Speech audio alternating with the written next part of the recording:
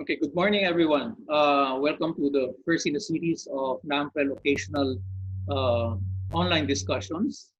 We're glad that you are with us, despite the difficulties of quarantine and staying at home. And we'd like to welcome you to this NAMFREL and International Idea joint online discussions. This morning is going to be a relevant topic that we would want to discuss because we're undergoing this experience right now of this COVID-19 pandemic, and it has placed us in an unprecedented pressure, not only to countries which have scheduled elections, and states, which have scheduled elections, but those already who are preparing, in the next few months or years, for an elections, and the biggest dilemma right now for a lot of these countries and their election management bodies is whether to hold or postpone the scheduled elections amid the controversies in public safety and also in observing personal health. Uh, this morning, we'll be joined by one of the observers, to the first pandemic elections, first elections to be held in a pandemic. He wrote a technical paper on the experience of South Korea, which is one of the first countries to hold national elections under this pandemic threat. This morning, we'll be joined by Antonio Spinelli.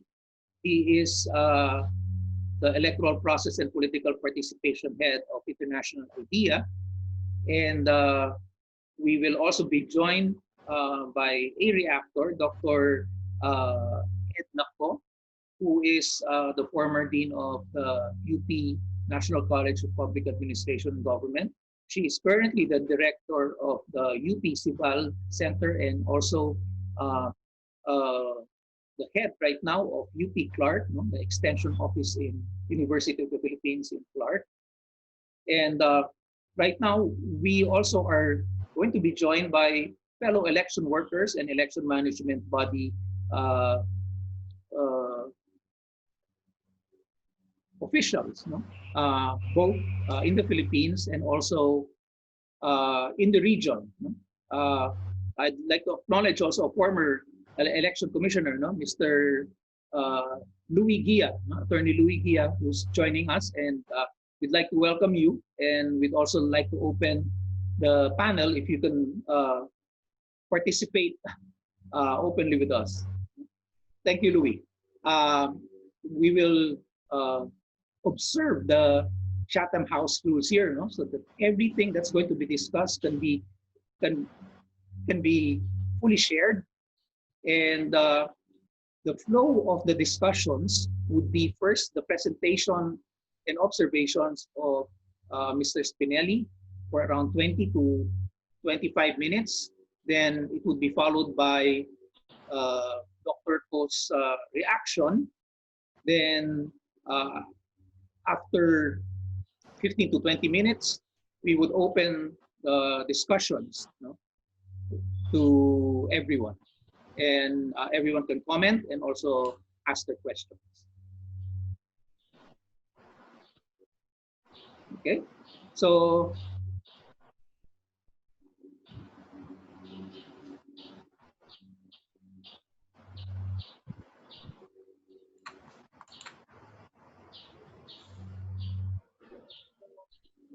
I'd like to turn over right now the discussion and open the discussion to Mr. Antonio Spinelli, who would present to us his observations and also some findings on the recent South Korean elections. Antonio, good morning. Good morning. Thank you. First of all, good morning, everyone, and thank you. I would like to thank you, NAMFREL, for the opportunities to be here today. And also, I would like to acknowledge the presence of some of my colleagues, Lena, Mang and Adia Aman and maybe others in this meeting. Before I start, just one question. You say 25 minutes or 45 minutes? 25 minutes for the discussion, and 25. Yes. Then we can extend. Yeah, we can extend. Bear with me because yesterday we agreed for 45, so it may be slightly longer. Okay, yeah, 45 to include already the discussion. I will try to be as quickly as I can and to include all the all the concepts, also the findings that I think should be conveyed. Okay. So we have seen that it was very interesting that the dilemma that you mentioned.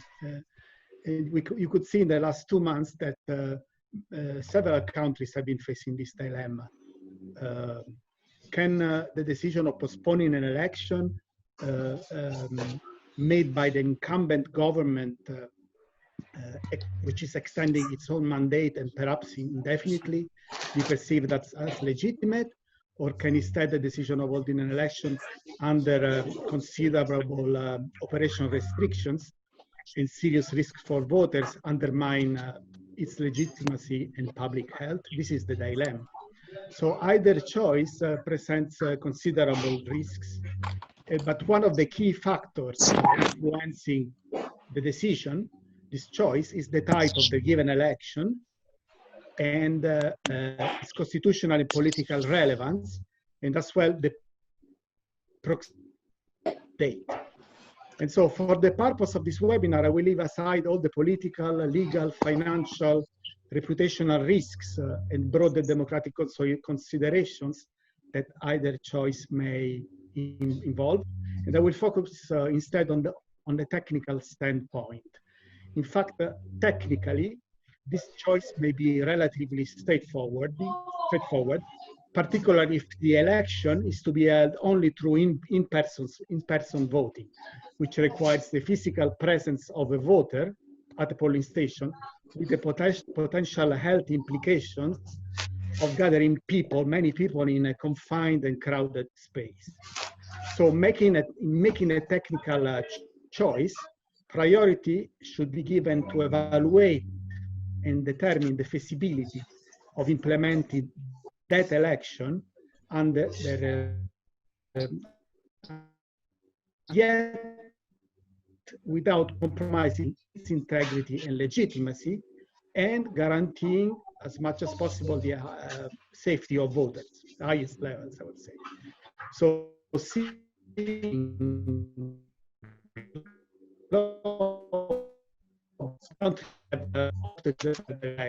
other countries instead decided to go ahead, and the Republic of Korea, or Korea, I will more simply refer in this event, was one of them, probably the first country having ever to manage a major national election under the threat of COVID-19. So this required exceptional measures for exceptional elections. So when in February the pandemic spread across Korea, uncertainty prevailed as to whether the National Assembly elections could be held scheduled in April.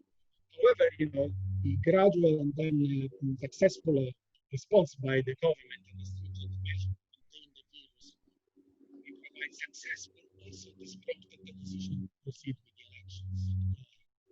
So the National Election Commission, the NEC, adopted extraordinary measures to minimize the risk for voters to contract or even to spread the virus when casting their ballots. And also they reassure voters of the NEC capacity to guarantee a safe voting environment throughout the elections.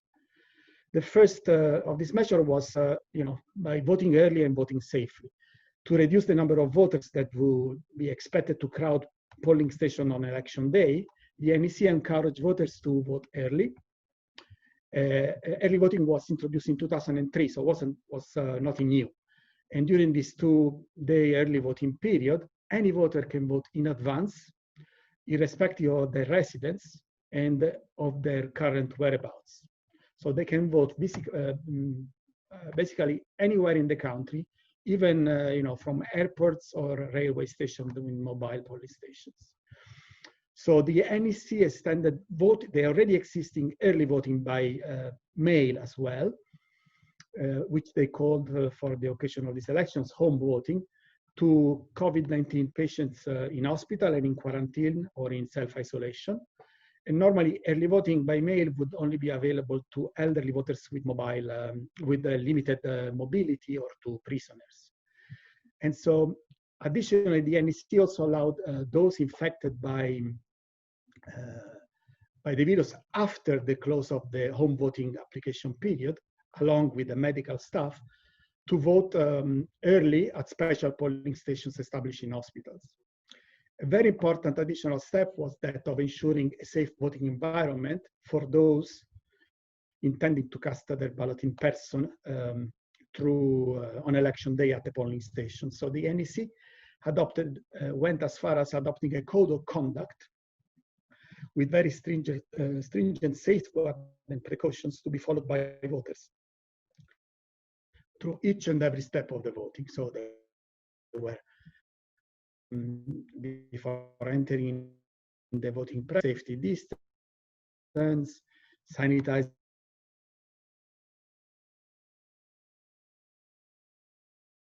Importantly, and this was a very important step, the NEC, so this ensured that voters on election day knew exactly what they were expected to do and not to do, and also helped reducing the time they had to spend inside the polling station and minimize their exposure to possible infection. Poll workers also had to follow very stringent measures, wearing masks and plastic gloves, follow strict hygiene measures, sanitize and ventilate polling station, continuously disinfecting the voting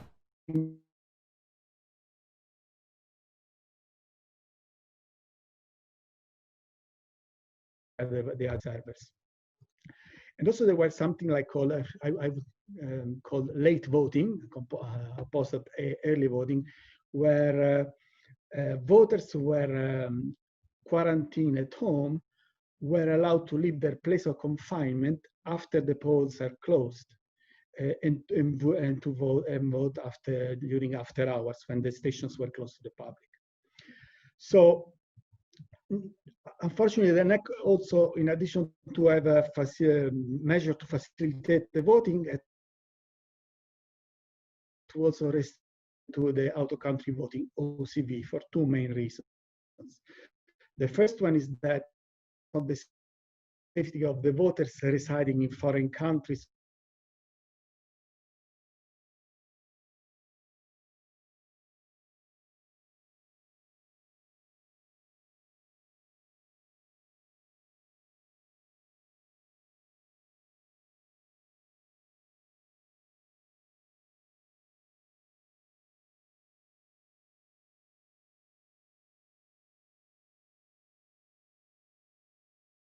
their homes. And so OCV had to be cancelled in 55 locations out of, I think, 91.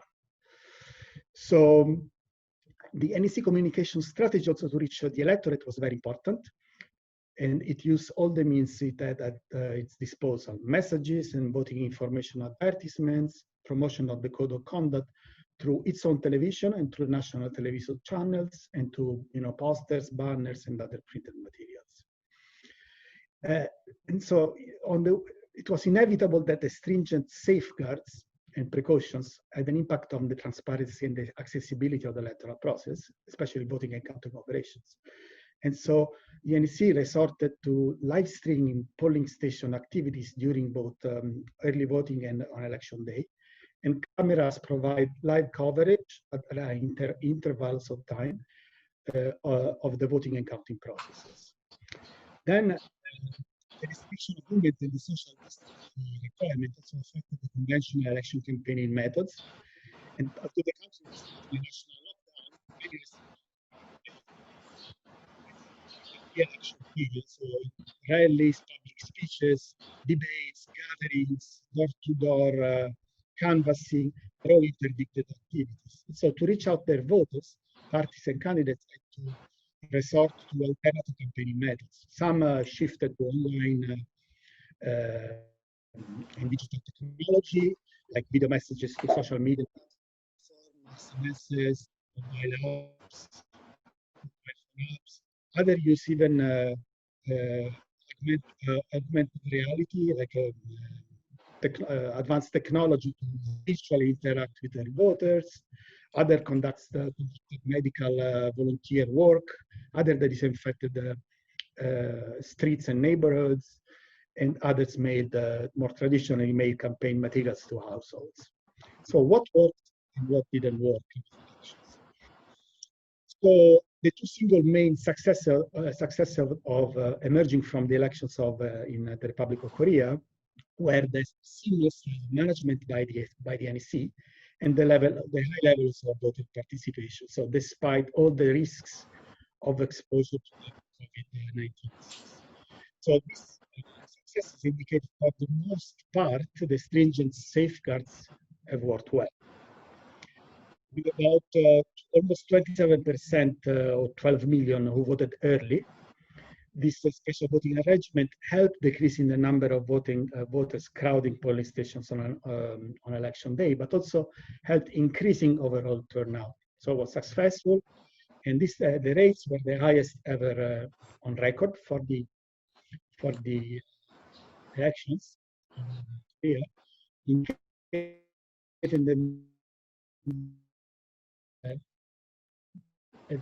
early voting was safer voting conditions.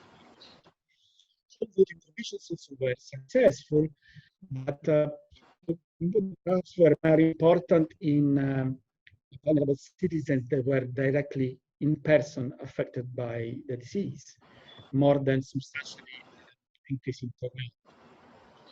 And the final election results indicated that nearly 66% of the 44 million eligible voters had participated in the election, and this is one of the probably is the highest turnout since 1992, and this confirms the efficacy of the measures that are adopted by the NEC in encouraging but also in convincing the electorate to vote despite the risks that they were involved.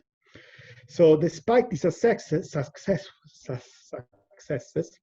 I beg your pardon, the complexities and restrictions in running a general election during a pandemic affected some phases of the electoral process. So as I said, this was the OCB operation.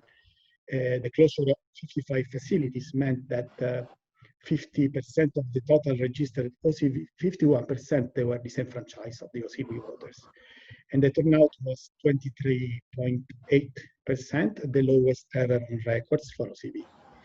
And the election campaign also was significantly affected because the activities of parties and candidates had a much reduced scale and reach and impact than the very lively campaign that they have in any previous election. And so what are the key takeaways? Obviously, there is much learned from these elections. Perhaps the main takeaway is that not all countries can be equally be so well positioned and able to comply to the standards and to adopt the approaches that require safely upholding the democratic rights of their people. So when considering what could be learned from these elections, any country should evaluate as a first thing its own specific context against the existence of fundamental conditions that are essential to deliver credible, safe, fair elections amid the outbreak of a pandemic. So the fact that the NEC deliver a technically sound national elections under extremely difficult circumstances does not in any way imply that this experience can be easily and fully adapted to the diverse and unique context of other countries. On the contrary, in any other context, the ability of achieving similar levels of safety and soundness in future elections could be reliant upon the existence of fundamental preconditions. The first precondition, in my view, is that the COVID-19 pandemic must be effectively contained. So different countries have different capacities, infrastructures, means and approaches and results. in combating the outbreak. So each of them is also at different stages in their fights to contain it. And for the decision of holding an elections under a pandemic to be made, it would be necessary that the outbreak is at contained level, or if it's not, that it can be brought to a contained level by the time the election is to be held. So unless voting is conducting entirely through absentee voting methods, it would be inconceivable to run an election in a lockdown and maybe with movements interdicted and maybe when people are dying. So in Korea, the ability by the government to contain the outbreak and the safety measure that the NEC adopted created a safe voting environment that reassured voters and ensued in their participation. Second condition is that of a solid and proven electoral framework. So the extraordinary precautions and safeguards that were adopted to minimize the risk to public health that were involved in the act of voting couldn't have been pulled off so timely and seamlessly, hadn't these special provisions already been in place in the electoral framework. So early and postal voting could be swiftly extended to voters in need. So the NEC also had proven experience and proven capacities to implement these special provisions. So it didn't have to devise them from scratch, to implement them under time pressure with numerous unknowns, and perhaps in a highly politicized or politically contested or polarized environment with low levels of trust. So when these provisions were without these provisions in place, many countries can only offer in-person voting at the polling station on election day. There is no alternative. And so when going ahead with their scheduled elections during a pandemic, they may struggle in sustaining the usual turnout rates, the usual levels of the usual quality of elections, and also adequately safeguarding the voters' health. Another important condition relates to the level and types of means and resources that are available to guarantee a safe voting environment to countries. These are the financial resources, the infrastructures, the assets, the supplies, special medical ones, the technology, the communication, the human resources, the know-how, capacities, etc. Means and resources that not only need to be sufficient, but also swiftly made available to timely implement all the measures. Those employed in Korea to pull off such complex operations in just 2 months, were substantial and played a major role in the sound electoral management and in the high voter turnout. So, however, the fact that not all countries may possess or may be able to mobilize same or similar levels of means and resources represents a major obstacle.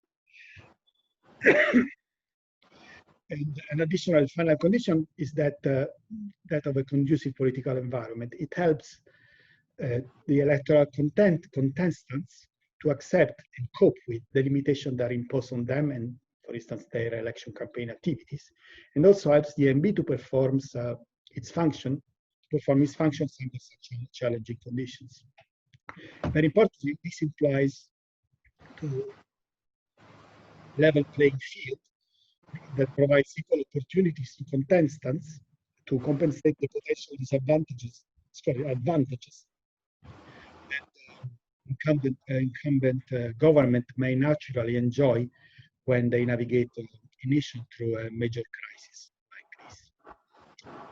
Lastly, when evaluating, evaluating elections that are run in extreme conditions, to the same standards apply. So I'm sure you will agree that administering an election under a global pandemic is not an everyday task for any electoral management body, something unprecedented. Operating under extreme conditions and restrictions entails de facto that there will be repercussions on the smooth and sound administration of the electoral process. These repercussions simply couldn't be there in normal times. So even if circumstances vary from contest to contest and country to country, the observation of an election run under a pandemic, the assessment of its outcome, and determination of how successful or not that election has been to become a very difficult task, especially for observation groups. So in a way, it should be unavoidable to examine exceptional elections against the seriousness of the emergency and the extreme conditions and the restrictions that are coming with it, and under which these elections may have to be administered. I'm sure also that everyone would agree that in performing such assessment, the same democratic principles, standards, and benchmarks that are employed to evaluate elections and held under normal circumstances must strictly apply also to the exceptional elections and held under extreme conditions. However, when making such an evaluation should some mitigating factors be considered. For example, the experience of Korea shows that managing an election under the pandemic required drastic and difficult decisions, which normally wouldn't be necessary. So if we look at the restrictions in the conventional election campaigning methods, or the disenfranchising of half of the eligible OCV electorate, have they impacted the electoral process to an extent in which its legitimacy and integrity were compromised? The answer is probably not. But this raises another important question. Then, what is the threshold for determining whether the legitimacy and the integrity of elections were compromised? What if South Korean voters, despite the massive safeguards, had instead remained unconvinced that voting in person was not safe enough for them to take the life-threatening risk of being infected? And also, would the ensuing lower turnout rate have affected the legitimacy of a National Assembly election, a National Assembly elected only by a minor portion of the electorate? And if so, what is the level, the participation threshold that in the unconventional circumstances of a global pandemic would qualify both the outcome of the election and the determination of the resulting body as a legitimate one? And leaving voter participation aside, what if the extreme condition of an election run under a pandemic instead affected other fundamental electoral standards and guiding principles, such those as of fairness, transparency, accessibility, inclusion, representation, secrecy?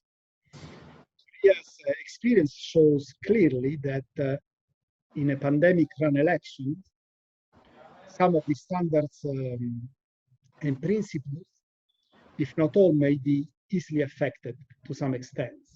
So this may be even more the case in countries that have less developed electoral frameworks, lower capacity, inadequate infrastructures, lower technological environment, less resources, problems of trust, polarized political environment, and so on and forth. So under such conditions, this country must probably will not be able to sustain same or similar levels and standards of performance and integrity in managing their elections under a pandemic. So they will be inevitably forced to make greater sacrifices than South Korea made, and which may result in compromising the integrity and the legitimacy of their elections. So I haven't had time enough to reflect myself on these evolving legitimacy and integrity challenges. So bear with me for now. In my conclusion, I can offer more thought-provoking questions than concrete answers. So when due to the exceptionality of the current global situation we are facing, some electoral management principles and standards may have to be sacrificed, in brackets. Would be there any mitigating factors to be considered by those observing and assessing the vote and determine how free and fair it has been? And if so, what would be the acceptable level of sacrifice or compromise, if any, of democratic standards and guiding principles for that election to be fairly evaluated against the inevitability and exceptionality of the circumstances in which it had to be held? So given the unquestionable validity of such standards, principles, and benchmarks, which they cannot neither be compromised nor lowered, then what is the alternative? So in my view, the only feasible alternative is for countries confronting these challenges now or having to confront them in the near future, is that of urgently ramping up their electoral framework, ramping up their systems and processes to meet the evolving challenges that the pandemic is bringing to the legitimacy and integrity of electoral outcomes. So the COVID pandemic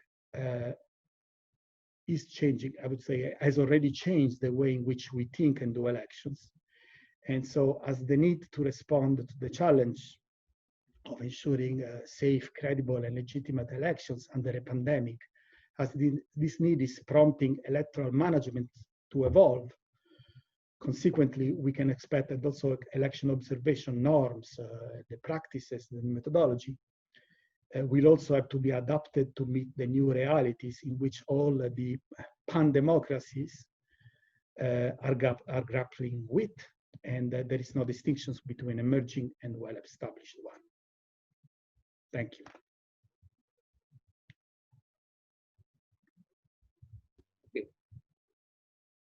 Thank you very much, Antonio. No, that was very succinct, but there were some thought-provoking statements that you made also.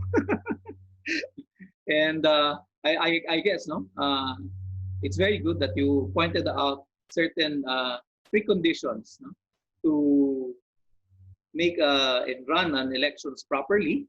At the same time, these preconditions should exist even without a pandemic environment. And that is very true. I think what we're going through right now just hasten the process of reforms.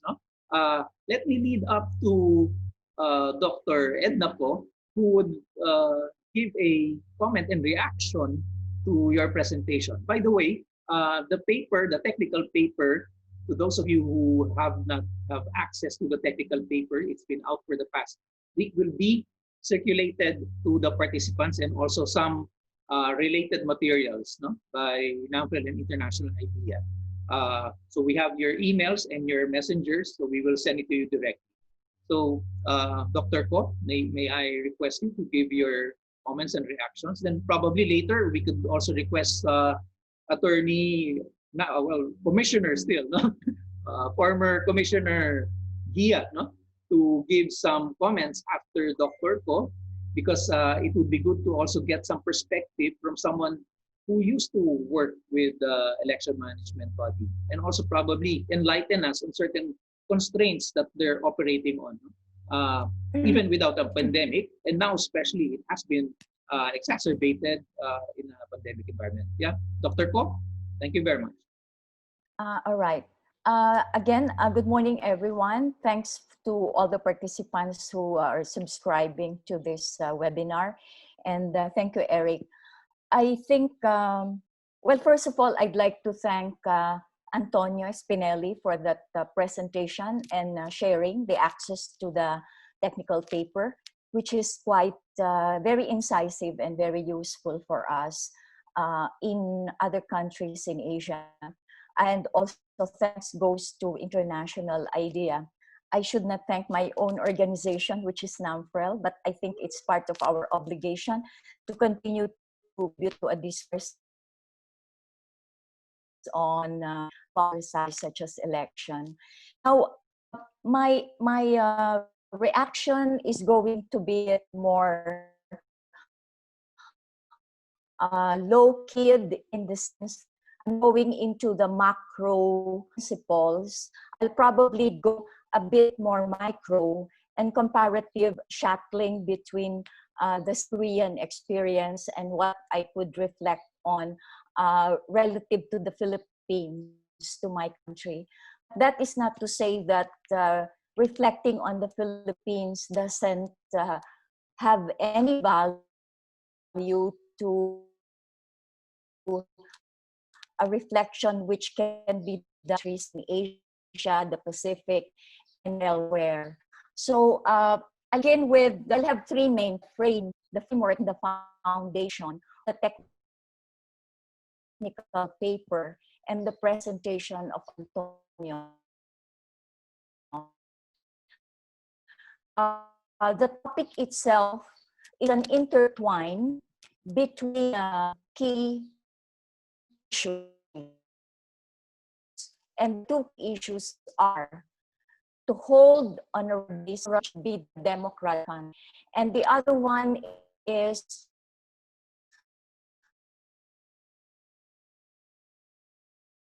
how to carry it under a framework which is called constitution. So having said that the foundation is my reflection is that the paper presents itself and the experience of South Korea presents in a way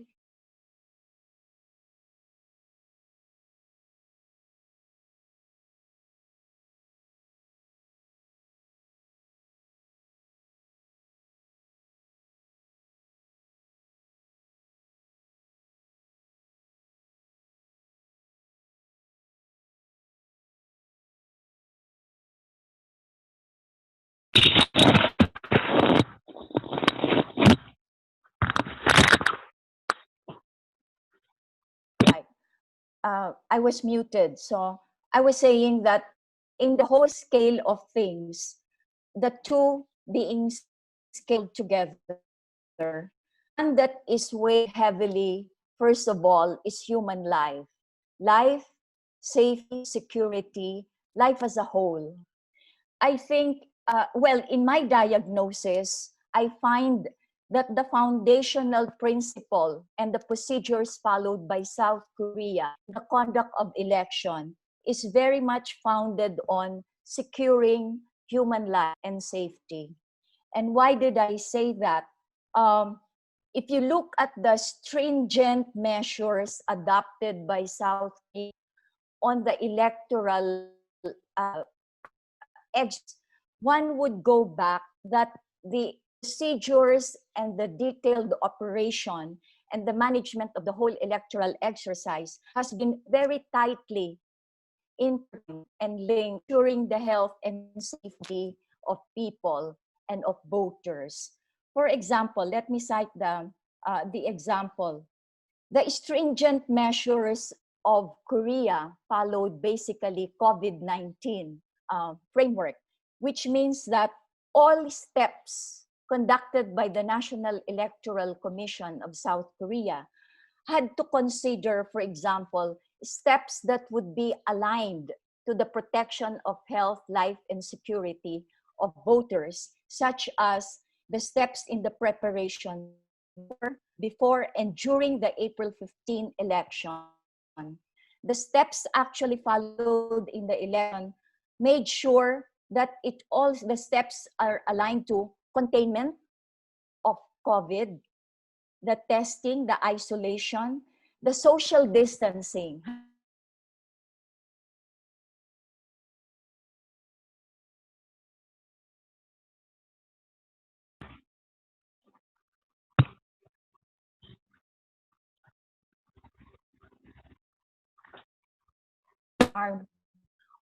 Of the security of life of voters, of the health of voters, alongside the conduct of an electoral process. It is not a choice between the two. And to me, that is a very careful, a very awesome way to re-embrace the conduct of an election. This brings me further to say that South Korean election actually adopted a tagline. And the tagline is that disinfecting at the time of COVID-19 is the best way to manage conduct. Let me cite example. The disinfecting tagline says that, first of all, the National Electoral Body and all the procedures that it should adopt or that it adopted should allay citizens' fear for health and life. That it ensured the citizens that election will be carried out without concerns or worry for their safety, and that strictly there should be observance of social distancing. Was social distancing observed? By their procedures and mandate, the NEC said there should be reduced number of voters at polling places on election day. Masses of people gathered, all crowding in one day. It also encouraged the early voting. That's why they had some early voting held April 10, another one on April 11, in 3,500 polling stations nationwide. But it also allowed for the extension of home voting provisions by mail, especially to citizens who are quarantined or in isolation. And by the time that April 15 election day came, the safe voting environment was assured by the use of face masks, temperature checking, the distance of 1 meter between persons. The out-of-country voting was made possible, although it was admitted that there was some sacrifice in the sense that a shortened voting period was held for out-of-country voters, and the poll workers strictly observed the rules on sanitizing face masks, ballot stamps, then is disinfecting voting compartments, and keeping the ID ready. Having said that, in other words, one way to actually engage and to ensure and to invite people to participate in the election is to broadcast the message very clearly that people, the voters, will be safe and secure. And I think it was at the tagline of South Korean election. But let's look deeper, look further. How was communicating with the public done? Communicating with the public had allowed for diversity of platforms to reach voters and audiences. NEC utilized its ETV. It used its broadcast, the banners, but in addition, it adapted also election campaigns which restricted physical rallies, public spaces, and fundraising activities which were done on the remote or alternative way of campaigning. Campaigning were also done using technology, SMS, video messaging, mobile phone apps, all of this being done under, please take note, and I emphasize, no lockdown condition. No lockdown. And yet, campaigning took place. Campaigning happened thanks to technology, thanks to the new ways and the remote ways of campaigning, making announcements and information to the public by the NEC. And this was made possible through technology. Similarly, the transparency of voting and counting operations was on live stream. So it was live stream polling station and the remote access to various stages, each and every stage of the electoral process, from the preparation up to the end, the scoring of votes were done through the modern technology. What was useful, I think, also was spreading out the days of voting. No? April 15, but it was spread out to have an early voting so that people wouldn't crowd so much. But at the end of the day, each and every voter had the observance of the discipline in social distancing. And the procedures of the National Election Body and the so-called poll voters and the poll forces made sure that everything was safe and secure. The South Korean experience tells us that the best way to actually defeat COVID-19 is to also have stringent safeguards during the time of election. What evidence of victory over COVID-19 could there be than a stringent measure of the conduct of an election that is aligned to ensuring health, life, and security of people and voters? So these two are not really a choice between holding a political election or a pandemic. They actually intertwine to make sure that there is safety even in the conduct of a political exercise.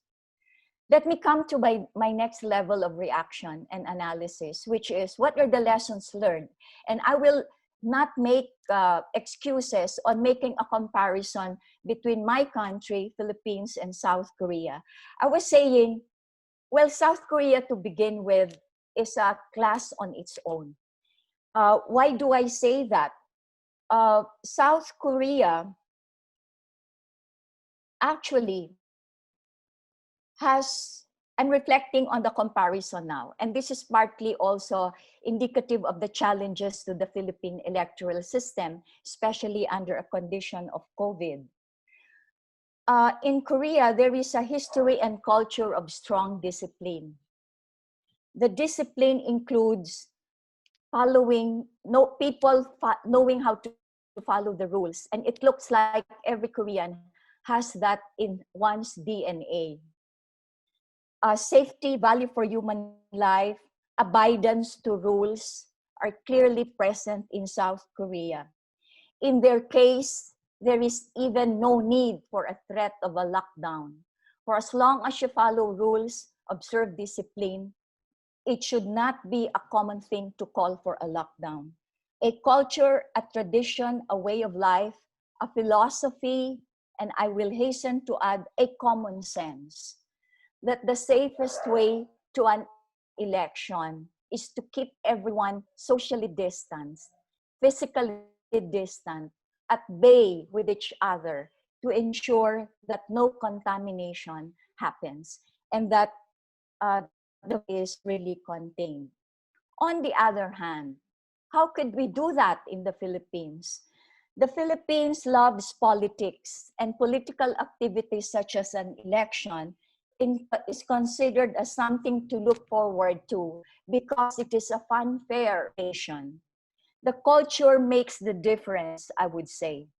But sometimes I would tend to think that there is among Filipinos a perversity on the interpretation of freedom. The to vote means, does it mean carelessness? Does it mean no respect for life? Does it mean no respect of, if we may call that irresponsible conduct behavior to be equated or side by side freedom? And that is a big challenge. For culture, tradition, that behavior. This cast in stone? As an educator, I would say no. They can be changed. They can be improved. Which brings me to the future that NAMFREL should actually invest, and other freedom-loving country who believe should invest in young people as the electoral reform shapers and movers. The change will certainly take some time, but it is not impossible. Second analysis, which I bring with me. What do we learn from South Korea? I envy Korea because it has all the wherewithal to be able to carry out social distancing. In Korea, they had the financial and the material and the physical resources, the lounging physical spaces for voting, the infrastructure and the technology, and the ease and convenience and facilities of a technology that would enable diverse and innovative ways of campaigning, of reaching out to the public, of informing the public, and so on. In my country, the Philippines, we may not have equally the same physical spaces, facilities, technology to avoid or reduce crowding and to maintain social distancing. But already we have shown in the past electoral periods that there can also be the use of technology, and we have started to use this. There can also be another election day set for overseas Filipino voters, and we did that in the past. It can be done again. The reason being, or the purpose being, to really make uh, voting places less crowded, but also to assure that be social distancing. The physical and material investments are crucial in helping shape the behavior and attitude towards election. And the electoral management bodies require people with strong managerial skills and sensitivity for human behavior. The Commission on Election of the Philippines is not just a body composed of lawyers, and it is not just about lawyering and being sticklers for hard rules. It is learning from South Korea's being able to understand the crowd, the human behavior, the laws and the management being not punitive, but at the same time, it is it consists of people who are crucial to understanding proper staffing, proper peopling, and leading a Philippine Commission on Elections that is sensitive to what matters to the health of election, to the health of people, I mean, and to the health of democracy. So with that, I think there are very much more to learn by the Philippines and also by other countries in Asia and the Pacific. What South Korea, I'm coming to my conclusion, what South Korea is teaching us is how election can be tweaked, can be adopted by the use of technology, by the use of certain human behavior that certainly requires some discipline, some information and education, for as long as people are committed really to the cause of a healthy democracy. So I think we can learn very much from South Korea. From the we have shown that we have capacity, but the capacity is not fully fully uh, enabled, not properly equipped, and there is much more to do in terms of funding and investing on physical material resources. So election is not just about politics, it's about material, physical, people management as well. So with that, I end my to some discussion. Thank you. Thank you very much, Edna. Uh, Again, thank you. It was good that you pointed out and gave the context of how South Korea pulled it off.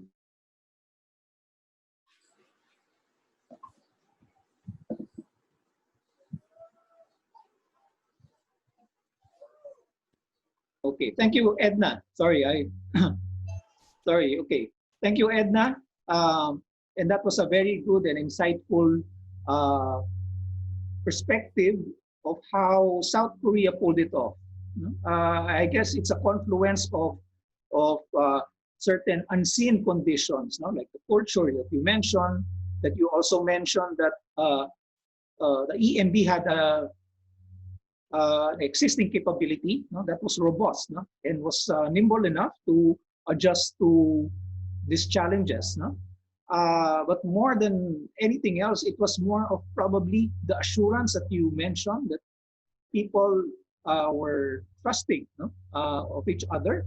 People were trusting that the government and the EMB is out there for their welfare. Basically, it was the safety of the voters. And that was that were good points. So it's a confluence of factors which had the result of fairly, well, I would say, a better and successful elections. And there were some innovations also that they used, no, using current technology, appropriate technology, and it contributed to them pulling off the elections, and of course, of creating some form of stability now. And it changed the narrative also of politics in Korea. Now, I would open the discussions also to this is going to be good. Attorney Louis. Yes, we mobilized about 500,000 to 1,000,000 election workers every election, and we know that. And also on the in 2022, the estimate is that there will be 64 million voters. 64 million votes. I do not know how many voters Korea had, but I'm sure there are more voters in our case. There will be more voters in our case. And our usual turnout is 75 to 80%. So that would mean expecting about 45 to 50 million voters interested or willing and able to vote. So those are the constraints that we have to face. There are things that you can say about the Election Commission, but I think what we have to agree on right now, I'm speaking for my Filipino colleagues here, is to agree on whether we want the election to happen in 2022. That is a very challenging proposition because the narratives for postponing election seem to be resonating better right now, and we do not want that to happen.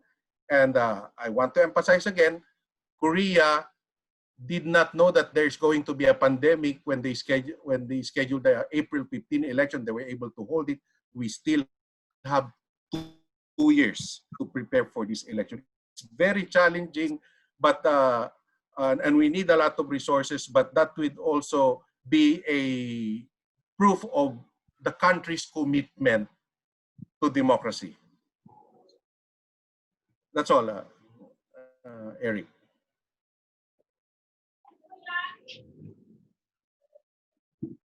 Thank you very much, Attorney Louis. That was a very good insight, and it was also a very good perspective of grounding our expectations, no, on the realities on the ground. We know that the biggest threat, in fact, facing us for Filipinos right now, for the Philippines right now, or even some countries in the region, is the decision to push for the elections. No?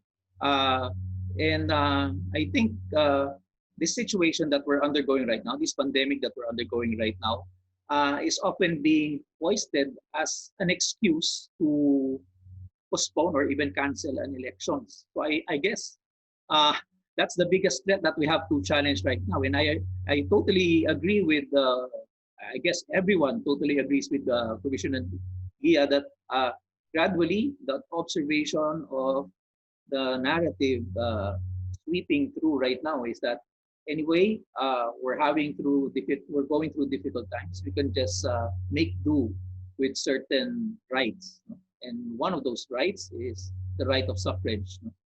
I guess this is the biggest challenge that we have to face. Then once we probably decide on that and we're clear on that, then I guess all of these things will follow. No? We can prepare for and face up to preparing an elections. I will open right now the discussions, no, to those who want to comment. No? I'll open this box right now. Eric, Yes. just an addition. I would have wanted to say this. Actually, COMELEC had its strategic plan. Yeah. You know that COMSTRAT, yes. And the framework that we used was something coming from a book written by Antonio Spinelli. So probably if that is an assurance that we might have a bright future to look at too. Probably that's one we think. Yes, Anyway, yes. thank you for that, Antonio.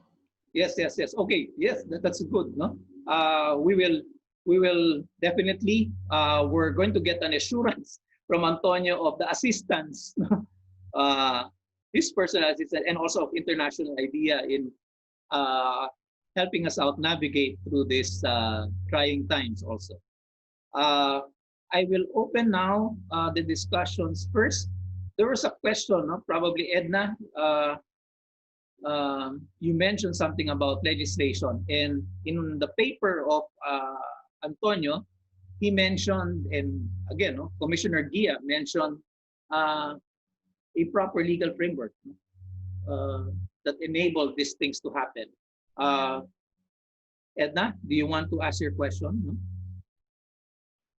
Well, yeah, I was saying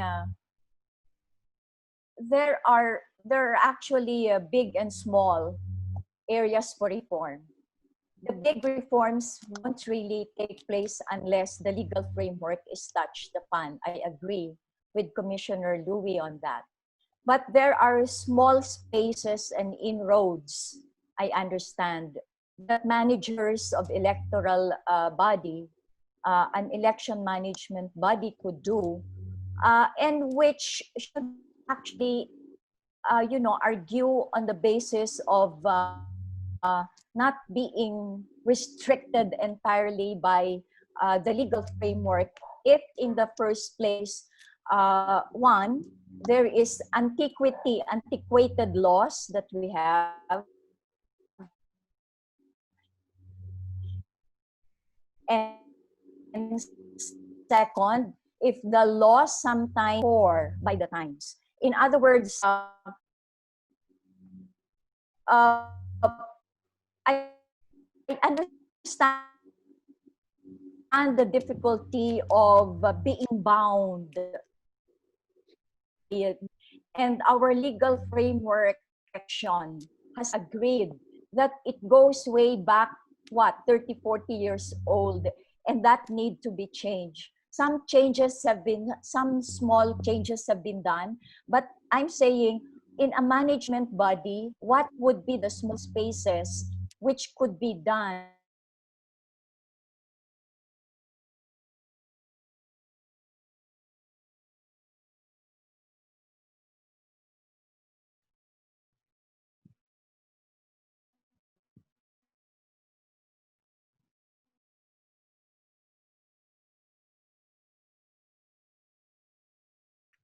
Eric, I wanted to react to some of the comments made Yes, very yes, quickly.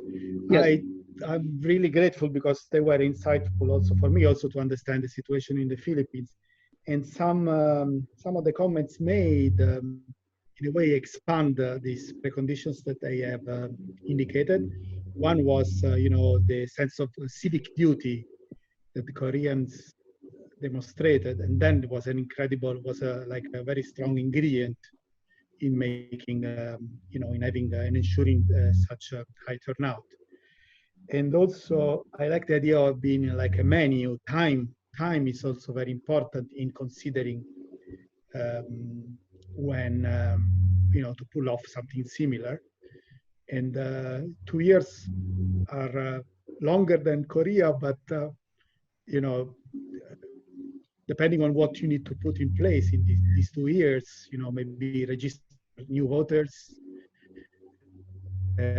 by different means than in-person methods and other issues, years could significantly and suddenly shrink. And the point that I forgot to make, another important ingredient, is that was critical in South Korea was interministerial cooperation.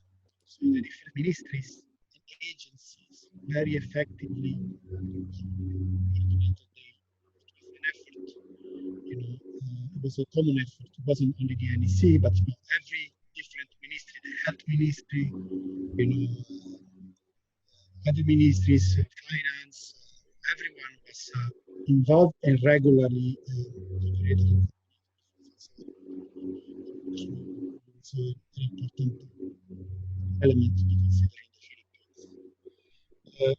I'm sure that this is the first election that we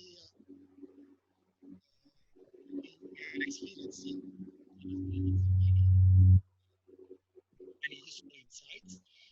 But you see, the more we think about these insights, the more they're coming, the more are emerging.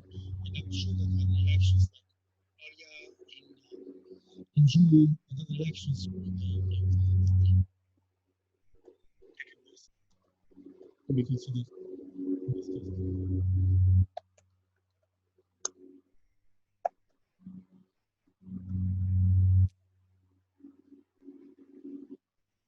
Yes, thank you very much, Antonio, for that quick comment on Edna's observations. And also, we would like to hear Nina. Are you okay to comment? I see that you made a comment also on what Edna mentioned about civic responsibilities, and also the choices, no, and the dilemma right now being faced between a semi-autocratic environment and also democracy. Thank you, Lina. Yeah, thank you. Yes. Maybe it's just a comment from a regional perspective, as we have received a lot of interest on the paper that Antonio wrote on the basis of South Korean experience. And as you know, in the region at the moment, there are a number of countries that have already, a few countries that actually went ahead with the elections, quite a few that are sort of considering and wondering what to do, and particularly those countries that are looking at the South Korean experience. And then there are countries that have already made a decision to postpone, at least for now.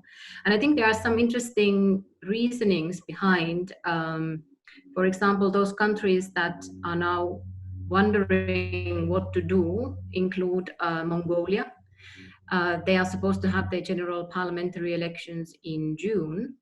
And there the president has made a comment that maybe we should postpone due to the fact that there will be such an economic hardship times ahead, and maybe we should save money. And obviously, saving money is not a reason in the Mongolian legal framework for postponing elections. And Mongolia is in a quite good position in terms of the COVID-19 epidemic. They don't have too many cases yet, anyhow. They do have, and they do have restrictions, some restrictions. It is the organizing elections and the opposition that is against. And same in Sri Lanka, who is also supposed to have elections, and EMB already set the date for June. It's really the president and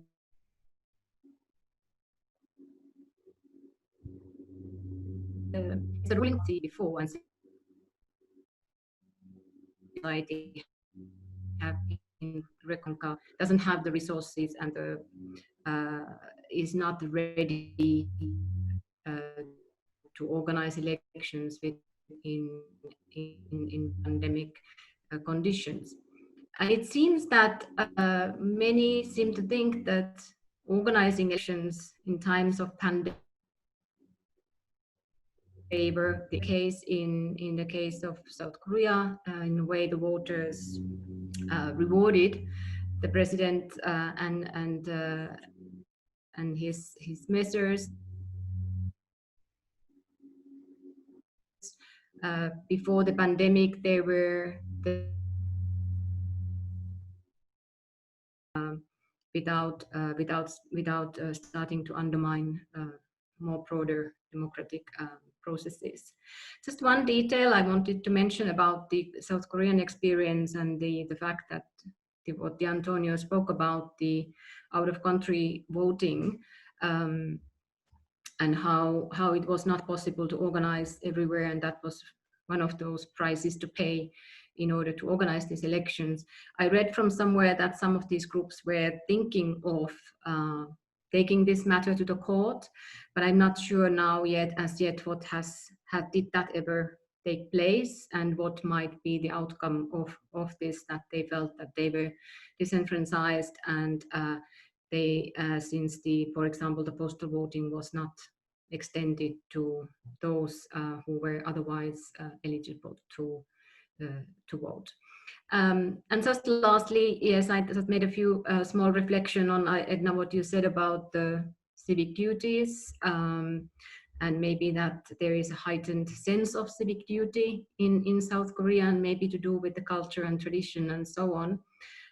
But I think in other democracies, including many liberal democracies, we may have to start rethink this relationship of freedoms versus collective duty, and how do we define freedom? Not necessarily freedom to do what we want to do or like to do, maybe freedom from fear of getting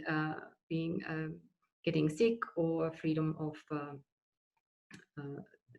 to have a safe environment. And again, just to emphasize, I don't think this is at all a debate between authoritarianism versus authoritarian governments versus democratic governments, but rather a debate that democracies within themselves should have.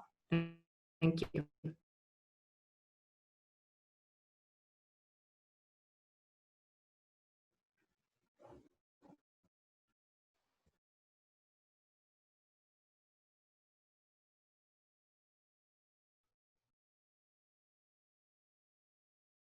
Is silence.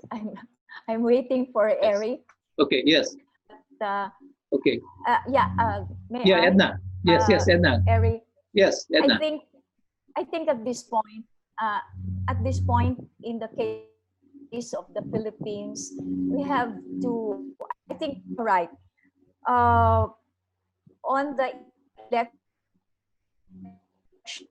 activities, I personally think that the challenge we face to have wide, broader, varied conversation among citizens on how they look at an exercise such as an election. If you listen to the legislative chambers, it's so easy to postpone, to push back election schedule. I've seen it myself in the legislative chamber. I've seen how so quickly things can be decided on if there is a postponement of the exercise on plebiscite, on election, on the choice of local leaders, and so on. But I think that the question now, I don't want to push it harder, no? But I think we have to look at ourselves and citizens as builders of democracy, that probably there is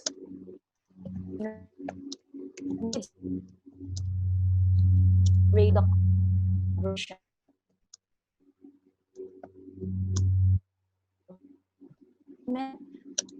Whether we want to push through with electoral exercise, what it means, the legal system takes away the spaces from the citizens to solve the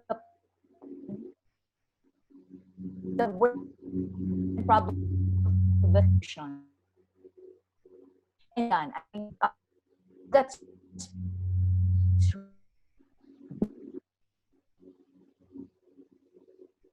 the center of the conversation among us as citizens, how much and what forms and what platforms and what innovations would be done to bring back an exercise which is basically not just the right, but it's a duty of citizens, no?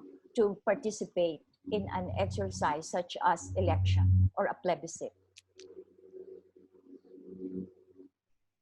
Yes, Edna. Yeah, thank you very much. No? We have a question from Felipa Magadia or Roslyn. No?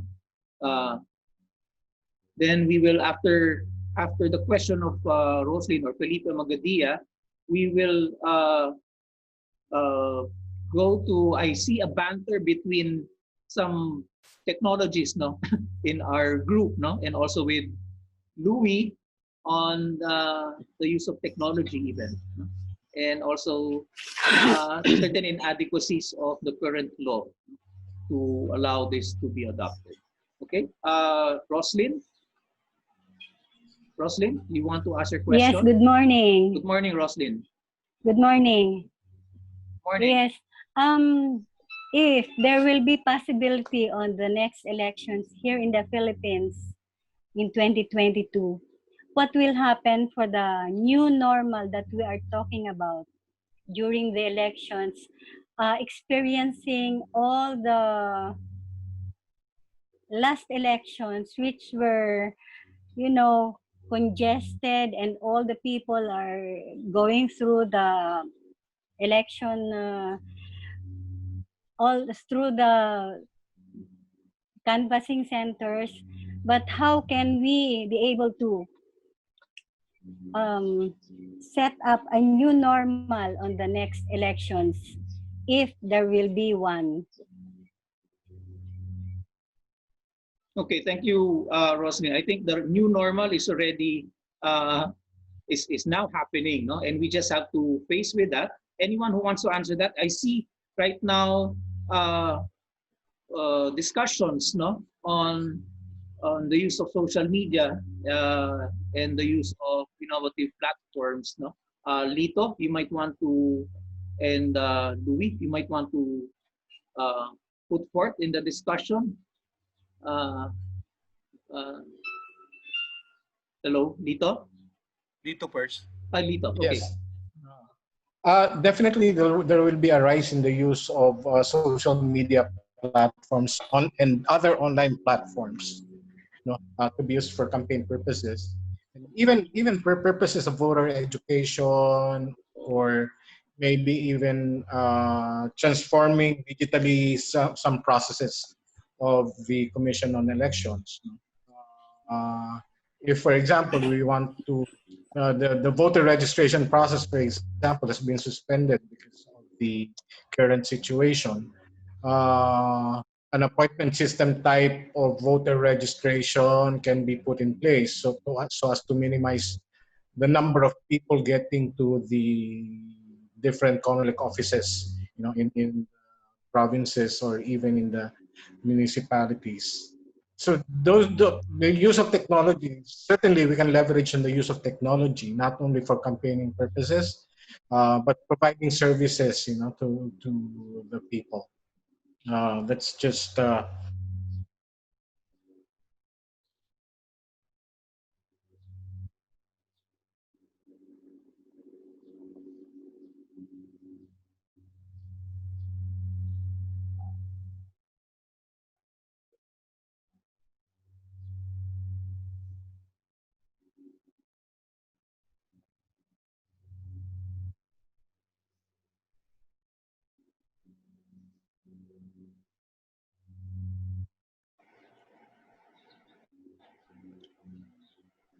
Lito?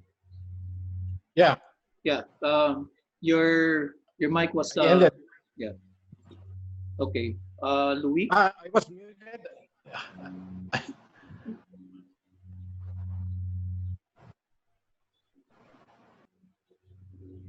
Is it me now, Yes. Eric? Yes, Yeah. Louis. Well, as I've said, COMELEC is now. I've spoken with the executive director, and he said they are already thinking about how to do social distancing in election and in registration. There's going to be plebiscites in the next 2 months in Sarangani, in southern Philippines, and in Palawan,